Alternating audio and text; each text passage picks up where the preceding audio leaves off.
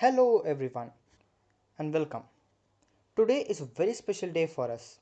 Yes, it's Independence Day. This day was a declaration, a celebration for us because of the hard work put by our freedom fighters for this day of independence. This is the 74th Independence Day. Likewise, as many other freedom fighters, one of them who dedicated and accomplished a lot for our country and made our country proud is APJ Abdul Kalam. Today, in this video, we will be seeing about him. This story is being taken from the extract of Wings of Fire. The story is not completely true, but it gives us the proper moral. So, let's hop in. I was born into a middle class Tamil family in the island of Rameshwaram, Tamil Nadu. I am just a normal child, but I had big dreams. My parents, on the other hand, were the wisest and kindest of all. My father, Zainul Abdin, had neither much formal education nor much wealth. Despite these disadvantages, he passed great wisdom and true generosity. My mother, Ashama, was kind and caring.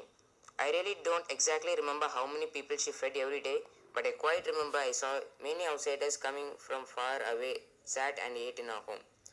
Of all my childhood memories, the one I mostly remember was the time I spent with my friends, Ramanatha Sastri, Aravindan and Siva Prakashan.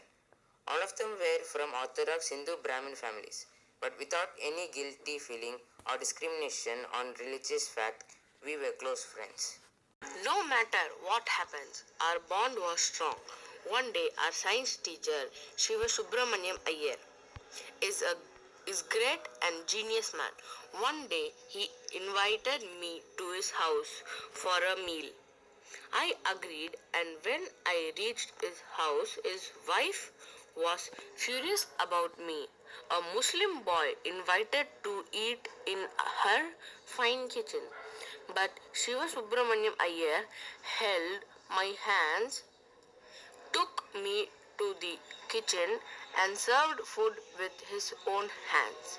After finishing, Shiva Subramaniam Iyer asked to join me again, but I was nervous to answer him. By seeing my hesitation, he asked, these kinds of barriers can only be solved by confrontation. The next time I went to his house, his wife invited me in with a smiling, happy face and served food with her own hands and sat behind me. After the meal, she apologized for the last time. I was flourished joy when I left. Then as the Second World War over, India get a freedom and Gandhi set us to build our own India. The city of Rameswaram was celebrating this fabulous day. After all these marvelous days, I finished my schooling and I wanted to go out for my higher education somewhere else.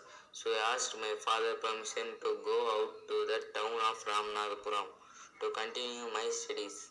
My father agreed and said, I know you must go away to grow. Does a seagull fly across the sun without nest? This sentence made my heart blue. Your children are not your children. They are your sons and daughters of life longing for itself. They come through you, but not from you. You may give them your love, but not your thoughts, for they have their own thoughts.